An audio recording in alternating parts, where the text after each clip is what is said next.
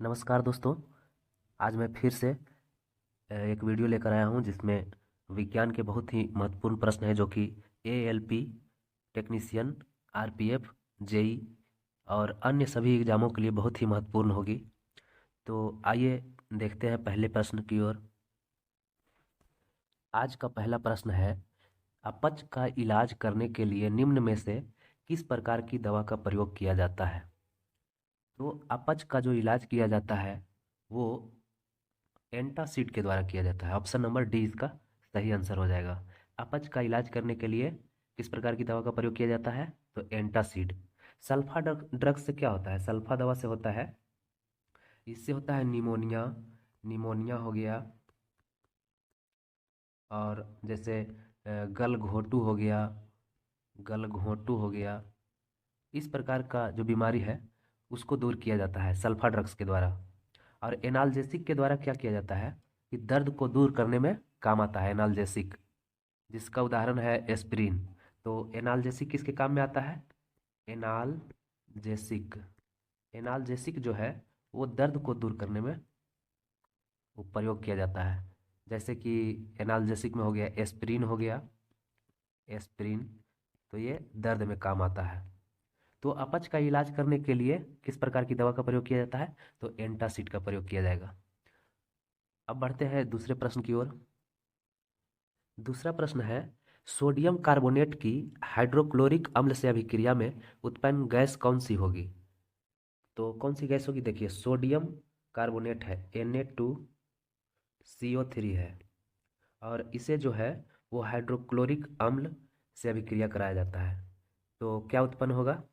NaCl plus CO2 उत्पन्न होगा, और जल उत्पन्न होगा, जल बनेगा H2O।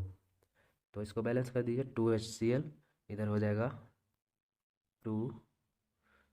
तो सोडियम कार्बोनेट की हाइड्रोक्लोरिक अम्ल से अभिक्रिया करने से कौन सी गैस उत्पन्न होती है? तो CO2 गैस उत्पन्न हुई। तो ऑप्शन नंबर डी हमारा सही आंसर हो जाएगा। अगला प्रश्न है, अमीबा में किस प्रकार का अलैंगिक प्रजनन होता है? तो अमीबा जो है वो कौन सा संघ का प्राणी है? अमीबा जो है वो प्रोटोजोआ संघ का है। अमीबा प्रोटोजोआ संघ का प्राणी है। और इस संघ में क्या होता है कि इस संघ के प्राणी में प्रजनन जो है वो अलिंगी तथा लिंगी दोनों विधि द्वारा संपन्न होती है। इसलिए यह जो है ऑप्शन नंबर बी हो जाएगा, बाइनरी विखंडन, क्योंकि इसमें प्रजनन जो है अलिंगी तथा लिंगी दोनों विधि द्वारा होता है। अगला प्रश्न है, प्रकाश संश्लेषण के दौरान बने उत्पाद कौन से हैं? तो देखिए, प्रकाश संश्लेषण के दौरान क्या क्या बनता है? तो CO2 यानी कार्बन डाइऑक्साइड बनेगा, और H2O बनेगा, जल। और और क्या चाहिए प्रकाश संश्लेषण के लिए? तो क्लोरोफिल भी चाहिए, क्लोरोफिल भी चाहिए। और क्या चाहिए प्रकाश संश्लेषण के लिए? तो सूर्य का प्रकाश चाहिए, सूर्य का सूर्य का प्रकाश। तो प्रकाश संश्लेषण के लिए इतना चीज होना बहुत ही जरूरी है, CO2, H2O, क्लोरोफिल, सूर्य का प्रकाश। तो प्रकाश संश्लेषण के दौरान बने उत्पाद कौन कौन से होंगे? एक तो ग्लूकोज होगा, जल भी होगा, और ऑक्सीजन भी होगा। तो ऑप्शन नंबर ए हमारा सही हो जाएगा, क्योंकि ये तीनों चीज़ प्रकाश संश्लेषण के दौरान उत्पन्न होता है। ग्लूकोज और ऑक्सीजन तो होता ही है, लेकिन जल भी होता है। स्टार्च और ऑक्सीजन ये नहीं होगा, स्टार्च, जल और ऑक्सीजन ये भी नहीं होगा। तो ऑप्शन नंबर ए सही आंसर हो जाएगा। अगला प्रश्न है, क्रॉस परागण के लिए निम्न में से कौन सा परागण के कारक नहीं है? तो देखिए, पराग कणों के परागकोश से मुक्त होकर उसी जाति के पौधे के जायांग के वर्तिकाग्र तक पहुंचने की क्रिया को परागण कहा जाता है। मैंने इसका एक वीडियो बना रखा है, निषेचन। उसमें पूरी अच्छी तरह से मैंने समझा रखा है, उसे आप देख सकते हैं। तो परागकण किसे कहा जाता है? परागण किसे कहा जाता है? तो पराग कणों के जो मेल का परागकण होता है, परागकण, वो जो है परागकोश से मुक्त होकर, फीमेल में परागकोश में रहता है परागकण, वो मुक्त होकर परागकोश से उसी जाति के पौधे के जायांग, जायांग जो रहता है वो फीमेल पार्ट में रहता है, वर्तिकाग्र, जायांग का जो वर्तिकाग्र रहता है वो फीमेल पार्ट में रहता है, वहाँ तक पहुँचने की क्रिया को, यानी कि फीमेल तक पहुंचने की प्रक्रिया को क्या कहा जाता है? तो उसे परागन कहा जाता है। और परागन जो होता है, देखिए परागन वायु द्वारा भी हो सकता है और कीट द्वारा भी उत्पन्न होता है। तो वायु द्वारा या फिर कीट द्वारा जो परागन होता है, मतलब कि हवा के माध्यम से अगर ये परागकण जो है वो वर्तिकाग्र तक पहुंचता है, तो उसे कहा जाता है एंटेमोफिली। क्या कहा जाता है? एंटोमोफिली कहा जाता है। एंटोमोफिली कहा जाता है। और अगर जल द्वारा परागन होता है, जल के द्वारा, तो उसे कहा जाता है हाइड्रोफिली। हाइड्रोफिली। हाइड्रोफिली। और अगर पक्षी द्वारा होता है, मान लिया जाए कि कोई पक्षी जो है वो इस परागकण पर बैठा और यहाँ से उसके शरीर में पैर में चिपक गया परागकण, और यहाँ से उड़ करके वो ये जायांग के जो वर्तिकाग्र है वहाँ पर बैठ गया, तो यहाँ पर जो है परागकण ये वाला यहाँ पर वर्तिकाग्र में गिर जाता है। तो पक्षी द्वारा भी होता है परागन। तो पक्षी द्वारा परागन होता है, उसे कहा जाता है ऑर्निथोफिली। ऑर्निथोफिली कहा जाता है। तो यहाँ प्रश्न में क्या कह रहा है कि क्रॉस परागन के लिए निम्न में से कौन सा परागन के कारक नहीं है?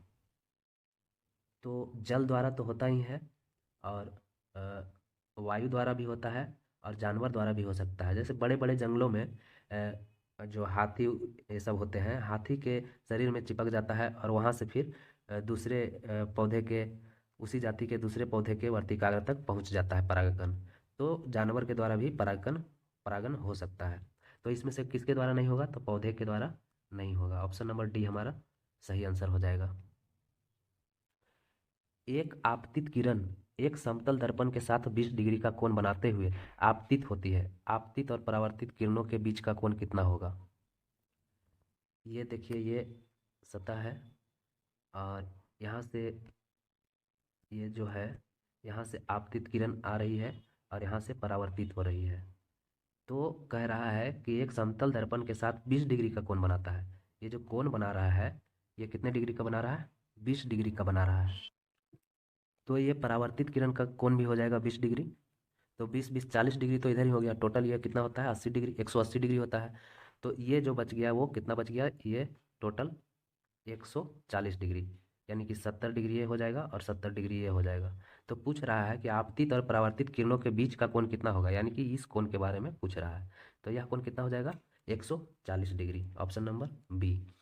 देखिए, यदि दो दो समतल दर्पण अगर थीटा कोण पर झुके हो,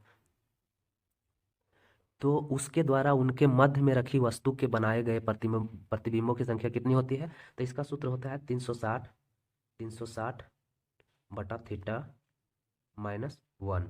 इससे हम प्रतिबिंबों की संख्या निकाल सकते हैं यदि दो समतल दर्पण थीटा कोण पर झुका हुआ हो तो। और यदि आपतित किरण को नियत रखते हुए दर्पण को थीटा डिग्री कोण से अगर घुमाया जाए, तो परावर्तित किरण जो होगा वो दो थीटा कोण से घूम जाते हैं। यानी कि यदि आपतित किरण को, इस किरण को, आपतित किरण जो आ रहा है, और इसको जो है आपतित किरण को नियत रखा जाए, और ये जो दर्पण है, दर्पण को थीटा डिग्री के कोण से अगर घुमाया जाता है, तो परावर्तित किरण जो होगा वो 2 गुने थीटा होगा। यानी कि थीटा डिग्री के कोण से घुमाया जाता है तो वो परावर्तित किरण जो होगा वो 2 थीटा होगा। और पेरिस्कोप में देखिए, पेरिस्कोप में जो है दो समतल दर्पण एक दूसरे से कितना डिग्री का कोण बनाता है, स्थित होता है? तो 45 डिग्री के कोण पर स्थित होता है। यानी पेरिस्कोप में दो समतल दर्पण एक दूसरे से 45 डिग्री के कोण पर स्थित होते हैं। अगला प्रश्न है, कॉपर सल्फेट का जलीय विलयन क्या करेगा? तो देखिए, कॉपर सल्फेट जो है वो क्या है? अम्ल है। तो अम्ल जो है वो क्या करेगा? नीले लिटमस पत्र को, नीले लिटमस पत्र को किस में बदल देगा? तो लाल में बदल देगा। इसका एक सूत्र होता है अनिल। अनिल याद रखिएगा, अनिल। यानी कि अम्ल अगर रहे, अ से अम्ल हो गया, नी से नीला हो गया, ल से लाल हो गया। अगर अम्ल को जलीय विलयन, कॉपर सल्फेट का जो जलीय विलयन है वो अम्ल है, तो यह क्या करेगा? नीले लिटमस पत्र को लाल कर देगा। यानी कि ऑप्शन नंबर ए हमारा बिल्कुल सही आंसर हो जाएगा। और एक होता है क्षार। क्षार क्या करेगा? क्षार यानी कि अंग्रेजी में उसे बेस बोला जाएगा। तो बेस जो है, क्षार जो है, वो लाल लिटमस पत्र को क्या, किस में बदल देगा? तो नीला में बदल देगा। इसका भी एक सूत्र होता है जिसे बेलन द्वारा याद रख सकते हैं, बेलन। बे से हो गया बेस, ल से हो गया लाल, न से हो गया नीला। तो बेलन और अनिल, ये दो चीज़ याद रखेंगे, ये हमेशा क्वेश्चन पूछते रहते हैं और इसमें कन्फ्यूजन बहुत ज़्यादा होता है। अगर अम्ल की बात करें तो अम्ल जो है, अम्ल वो नीले लिटमस पत्र को, नीले लिटमस पत्र को नीले लिटमस पत्र तथा methyl orange, methyl orange, methyl orange, नीले लिटमस पत्र जो है, नीले लिटमस पत्र को अम्ल जो है वो मिथाइल ऑरेंज को लाल कर देता है। कैसा कर देगा? लाल कर देगा। यानी कि अम्ल नीले लिटमस पत्र तथा मिथाइल ऑरेंज को लाल कर देता है। ये दोनों को क्या कर देगा? अम्ल जो लाल कर देगा। और क्षार जो है वो लाल लिटमस को नीला, अभी मैंने बताया बेलन यानी कि बेस जो है लाल लिटमस पत्र को नीला कर देगा, तथा मिथाइल ऑरेंज को क्या कर देगा? तो पीला कर देता है। क्षार जो होता है, क्षार वो क्या कर देगा? तो मिथाइल ऑरेंज को जो है, मिथाइल ऑरेंज को क्या कर देगा? पीला कर देता है, पीला कर देता है। तो यहाँ से याद रख सकते हैं अम्ल जो है नीले लिटमस पत्र तथा मिथाइल ऑरेंज को लाल कर देता है, और क्षार जो है वो मिथाइल ऑरेंज को पीला कर देता है। देखिए कॉपर सल्फेट का जो उपयोग होता है, प्रश्न में कॉपर सल्फेट के बारे में बोला गया है, तो कॉपर सल्फेट का जो उपयोग होता है वो कीटाणुनाशक के रूप में भी होता है, और विद्युत लेपन में भी होता है, और रंगाई में होता है एवं छपाई में भी होता है, तथा कॉपर के शुद्धिकरण इत्यादि ये सब में जो है कॉपर सल्फेट का उपयोग किया जाता है। बढ़ते हैं अगले प्रश्न की ओर। निम्न में से कौन सी धातु सबसे अधिक आघातवर्धनीय है? तो इसमें देखिए सबसे आघातवर्धनीय धातु कौन है? तो इसमें हो जाएगा ऑप्शन नंबर सी, चांदी। चांदी जो है सबसे अधिक इसमें आघातवर्धनीय धातु हो जाएगा। देखिए किसी पदार्थ का वह गुण जिसके कारण उसे पीट कर अगर पतला चादर में ढाला जा सकता है तो उसे आघातवर्धनीयता कहते हैं। और पदार्थ का वह गुण जिसके कारण उसे पतले तारों के रूप में ढाला जा सकता है उसे तन्यता कहते हैं। अगर पतला चादर के रूप में, अगर पतला चादर के रूप में उसे पीट कर फैलाया जाता है तो उसे क्या कहते हैं? आघात वर्धनीयता कहते हैं। और अगर पदार्थ का वह गुण जिसके कारण उसे पतले तारों में, पतले तारों में अगर ढाला जाता है तो उसे तन्यता कहते हैं। और तन्यता का गुण जो है वो सोना में सबसे अधिक, और जो है सीसा में यानी लेड में सबसे कम होता है। तो अगला प्रश्न है, आधुनिक आवर्त सारणी में तत्वों को किस आधार पर व्यवस्थित किया गया है? तो देखिए आधुनिक आवर्त सारणी में तत्वों को जो है वो परमाणु संख्या में के बढ़ते क्रम में सजाया गया है, यानी ऑप्शन नंबर सी हो जाएगा, परमाणु संख्या में वृद्धि के अनुसार सजाया गया है, ऑप्शन नंबर सी। देखिए आधुनिक आवर्त सारणी को किसने दिया था? तो आधुनिक आवर्त सारणी जो है वो मोसले ने दिया था। कब दिया था? तो आधुनिक आवर्त सारणी को मोसले ने 1913 में दिया था, 1913 में। और आधुनिक आवर्त सारणी के किसी आवर्त में अगर बाएं से दाएं जाते हैं, बाएं से अगर दाएं जाएंगे तो तत्वों का जो है वो धात्विक गुण कम हो जाता है। धात्विक गुण क्या होगा? तो कम हो जाएगा, धात्विक गुण कम हो जाता है, और अधात्विक गुण में वृद्धि हो जाता है, यानी कि अधातु के गुण में जो है वो वृद्धि हो जाती है। तो आधुनिक आवर्त सारणी में अगर बाएं से दाएं जाते हैं आवर्त में तो धात्विक गुण का मान घटता है और अधात्विक गुण का मान बढ़ता है। और अगर वर्ग में ऊपर से नीचे आते हैं, ऊपर से अगर नीचे आते हैं तो नीचे आने पर जो है धात्विक प्रकृति जो है और उसकी क्रियाशीलता जो है वो बढ़ती है। धात्विक प्रतिक्रिया जो है, धात्विक गुण है वो क्या होगा? बढ़ेगा। तो इसके बारे में आधुनिक आवर्त सारणी के बारे में यानी कि मॉडर्न पीरियोडिक टेबल के बारे में मैंने एक अलग वीडियो बना रखा है, उसमें आप बड़े ही आसानी से समझ सकते हैं। अगला प्रश्न है, पौधों में किस हार्मोन के संचार के कारण वे प्रकाश की ओर झुक जाते हैं? तो ऑक्सिन के कारण जो है, ऑप्शन नंबर डी, ऑक्सिन के कारण वो प्रकाश की ओर झुक जाते हैं। देखिए ऑक्सिन की खोज जो किया था वो किसने किया था? तो ऑक्सिन की खोज 1880 में, 1880 में जो है वो डार्विन ने किया था। किसने? डार्विन ने किया था। और ऑक्सिन जो है यह क्या करेगा? तो यह जो है पौधे की वृद्धि को नियंत्रित करता है। क्या करेगा? वृद्धि को नियंत्रित करता है, पौधे की वृद्धि को नियंत्रित करने का काम करता है ऑक्सिन नामक हार्मोन। और साइटोकाइनिन, ये जो साइटोकाइनिन है ये क्या करेगा, तो हार्मोन जीर्णता को रोकता है। क्या करेगा, हार्मोन जीर्णता को रोकता है, जीर्णता को रोकता है। और जिब्रेलिन, यह गिब्रेलिन लिखा गया है, यहाँ पर जिब्रेलिन नहीं होगा। जिब्रेलिन जो है यह बौने पौधे को लंबा कर देता है। क्या करेगा, बौने पौधे को लंबा करने का काम करता है। क्या, तो जिब्रेलिन। और एब्सिसिक एसिड जो है, ये एब्सिसिक एसिड जो है वो वृद्धि रोधक हार्मोन है, वृद्धि रोधक हार्मोन है, या वृद्धि को कंट्रोल करने में काम करता है, वृद्धि रोधक हार्मोन है। और क्या काम करेगा एब्सिसिक एसिड, तो यह बीजों को सुषुप्त अवस्था में भी रखता है। तो पौधों में किस हार्मोन के संचार के कारण वे प्रकाश की ओर झुक जाते हैं, तो ऑक्सीन के कारण। ऑप्शन नंबर डी हमारा बिल्कुल सही आंसर हो जाएगा। अगला प्रश्न है, गुणसूत्र में क्रोमैटिड्स जिस बिंदु पर संलग्न होते हैं उस बिंदु का नाम क्या है। तो देखिए उस बिंदु को सेंट्रोमियर कहा जाता है। गुणसूत्र में क्रोमैटिड्स जिस बिंदु पर संलग्न होते हैं उस बिंदु का नाम सेंट्रोमियर है। देखिए गुणसूत्र क्या है, तो प्रत्येक गुणसूत्र के 3 भाग होते हैं। गुणसूत्र के कितने भाग होते हैं, ये गुणसूत्र हो गया, गुणसूत्र इसके 3 भाग होते हैं। कौन कौन होंगे, तो एक होता है पेडिकल, पेडिकल, एक होता है मैट्रिक्स, मैट्रिक्स, और एक होता है क्रोमैटिड्स, क्रोमैटिड्स, क्रोमैटिड्स। तो प्रत्येक गुणसूत्र के 3 भाग होते हैं, एक पेडिकल, एक मैट्रिक्स, एक क्रोमैटिड्स। पेडिकल से जो है घिरा हुआ भाग मैट्रिक्स कहलाता है, इससे जो घिरा हुआ भाग रहता है वो क्या कहलाता है, मैट्रिक्स कहलाता है। और मैट्रिक्स में क्या होता है कि गुणसूत्र की पूरी लंबाई में 2 समानांतर कुंडलित धागों के समान रचना होती है, जिसे क्रोमैटिड्स या अर्ध गुणसूत्र कहा जाता है। सेंट्रोमियर के कारण क्या होगा, तो सेंट्रोमियर के कारण जो है गुणसूत्र का आकार निश्चित होता है, और सेंट्रोमियर के कारण गुणसूत्र जो है वो 2 भागों में विभाजित हो जाती है। तो गुणसूत्र में क्रोमैटिड्स जिस बिंदु पर संलग्न होते हैं उस बिंदु का क्या नाम है, सेंट्रोमियर। अगला प्रश्न है, अगला प्रश्न है, स्पष्ट गूंज सुनने के लिए मूल ध्वनि और प्रतिध्वनि के बीच का समय जो है, समय अंतराल कम से कम कितना होना चाहिए।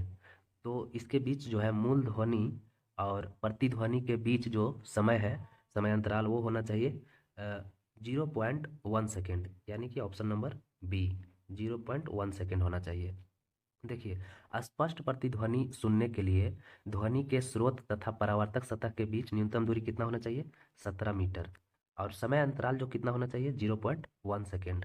यदि मूल ध्वनि और परावर्तित ध्वनि कानों में जो है 0.1 मीटर, सॉरी 0.1 सेकेंड से अधिक के अंतर पर पहुंचे तो मूल ध्वनि के साथ परावर्तित ध्वनि भी सुनते हैं, इसे ही प्रतिध्वनि कहा जाता है। अगर इससे ज़्यादा हो गया, 0.1 से ज़्यादा हो गया तो क्या होगा, तो मूल ध्वनि के साथ जो है परावर्तित ध्वनि भी सुनाई देता है, इसे ही प्रतिध्वनि कहा जाता है। तो इसका सही आंसर क्या होगा, 0.1 सेकेंड। अगला प्रश्न है, तत्वों का गुणधर्म उनके परमाणु द्रव्यमानों का आवधिक गुणधर्म होता है, यह नियम किसने प्रदान किया था। तो यह नियम जो है वो मेंडलीफ ने दिया था। किसने, मेंडलीफ ने दिया था। अगला प्रश्न है, इनमें से कौन सा एक असंतृप्त हाइड्रोकार्बन है। तो देखिए कार्बन एवं हाइड्रोजन के संयोग से बनने वाले अ, यौगिक को क्या कहा जाता है, कार्बनिक यौगिक को क्या कहा जाता है, तो हाइड्रोकार्बन कहा जाता है। यानी कि कार्बन, कार्बन और हाइड्रोजन के संयोग से जो बनेगा कार्बनिक यौगिक उसे क्या कहा जाता है, तो हाइड्रोकार्बन उसे कहा जाता है, हाइड्रोकार्बन। और असंतृप्त हाइड्रोकार्बन किसे कहा जाता है, तो वैसे एलिफैटिक हाइड्रोकार्बन जिसके 2 कार्बन परमाणुओं के बीच द्विबंधन हो तथा त्रिबंध होता है। यानी कि द्विबंधन, द्विबंधन और यानी अथवा त्रिबंध होता हो, त्रिबंध। तो कहने का मतलब है कि जिसके 2 कार्बन परमाणुओं के बीच द्विबंधन अथवा त्रिबंध होता है उसे असंतृप्त हाइड्रोकार्बन कहा जाता है। असंतृप्त हाइड्रोकार्बन भी 2 प्रकार के होते हैं, एक होता है एल्कीन और एक होता है एल्काइन। देखिए, असंतृप्त असंतृप्त हाइड्रोकार्बन जो है, हाइड्रोकार्बन, यह दो प्रकार का होता है। एक होता है क्या, एल्कीन होता है, एल्कीन, और एक होता है एल्काइन, एल्काइन। तो एल्काइन में क्या होगा कि इसमें जो है, एल्काइन में त्रिबंध होता है। क्या होगा, त्रिबंध, त्रिबंधन होता है। और इसका जो सूत्र होता है एल्काइन का, वो क्या होता है, CnH2n-2 होता है। और यह जो है एल्काइन, ये सबसे सरल एल्काइन जो होता है वो क्या होता है, इथाइन होता है। सबसे सरल एल्काइन कौन है, तो इथाइन है। इथाइन का सूत्र क्या होगा, तो इथाइन का होगा C2H2। तो मैंने क्या बताया कि असंतृप्त हाइड्रोकार्बन जो है वो दो प्रकार का होता है। एक होता है एल्कीन और एक होता है एल्काइन। एल्काइन जो है वो त्रिबंधन होता है। इसमें क्या होगा, त्रिबंध होगा। और इसका सूत्र एल्काइन का होता है CnH2n-2। और एल्काइन जो है, सबसे सरल एल्काइन कौन सा होता है, इथाइन, जिसका सूत्र होता है C2H2। और एक होता है, देखिए, एथिलीन होता है, एथिलीन होगा, एथिलीन, इसका सूत्र क्या होता है, तो C2H4 होता है। और एक होता है एल्केन, एल्केन का सूत्र क्या होता है, तो CnH2n+2। ये हो गया एल्केन। तो प्रश्न में क्या है कि इनमें से कौन सा एक असंतृप्त हाइड्रोकार्बन है। तो मैंने बताया कि सबसे सरल जो है वो सबसे सरल एल्काइन कौन है, तो सबसे सरल जो है वो एल्काइन है, इथाइन। एल्काइन क्या होता है, तो असंतृप्त हाइड्रोकार्बन का प्रकार होता है। तो ऑप्शन नंबर सी सही आंसर हो जाएगा। अगला प्रश्न है, रक्त का कौन सा घटक भोजन, कार्बन डाइऑक्साइड और नाइट्रोजन युक्त कचरे का परिवहन करता है। तो यह जो है प्लाज्मा, प्लाज्मा जो है वो अ, भोजन, कार्बन डाइऑक्साइड और नाइट्रोजन युक्त कचरे का परिवहन करता है। प्लाज्मा क्या होता है, तो ये जो प्लाज्मा है, प्लाज्मा, प्लाज्मा जो है वो रक्त का अजीवित तरल भाग होता है। अजीवित तरल भाग होता है रक्त का, अजीवित तरल भाग होता है। और रक्त का लगभग जो है वो, पूरे रक्त का लगभग जो है 55% भाग क्या होता है, प्लाज्मा होता है। प्लाज्मा में जो है वो 90% जैसे कह सकते हैं 90 से 92% जो है वो क्या होता है, जल होता है। और बाकी जो 8 से 10% है, 8 से 10% वो क्या होगा, तो कार्बनिक और अकार्बनिक पदार्थ होते हैं। कार्बनिक और अकार्बनिक, अकार्बनिक पदार्थ होते हैं। तो प्लाज्मा जो है वो रक्त का अजीवित तरल भाग है। और यह जो है पूरे ब्लड में 55% होता है। और प्लाज्मा जो है, प्लाज्मा में 90 से 92% भाग जल होता है। और बाकी जो 8 से 10% का भाग होता है वो कार्बनिक और अकार्बनिक पदार्थ होते हैं। अगला प्रश्न है, किस वैज्ञानिक ने पदार्थों की पांचवी अवस्था के लिए कुछ गणना की थी। तो पदार्थ की जो पांचवी अवस्था होती है उसे बोला जाता है बोस, बोस आइंस्टीन कंडेंसेट, यानी बोस आइंस्टीन कंडेंसेट, जो कि किसने बताया था, तो वो सत्येंद्र नाथ बोस ने बताया था। इन्होंने बोस आइंस्टीन संघनन को पदार्थ की पांचवी अवस्था बताया था। अगला प्रश्न है, आधुनिक आवर्त सारणी में पहला धातु तत्व कौन सा है।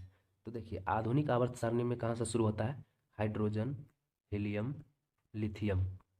तो कह रहा है पहला धातु तत्व कौन सा है, ये तो नहीं है, ये भी नहीं है। तो पहला धातु तत्व कौन सा हो जाएगा, लिथियम, ऑप्शन नंबर ए।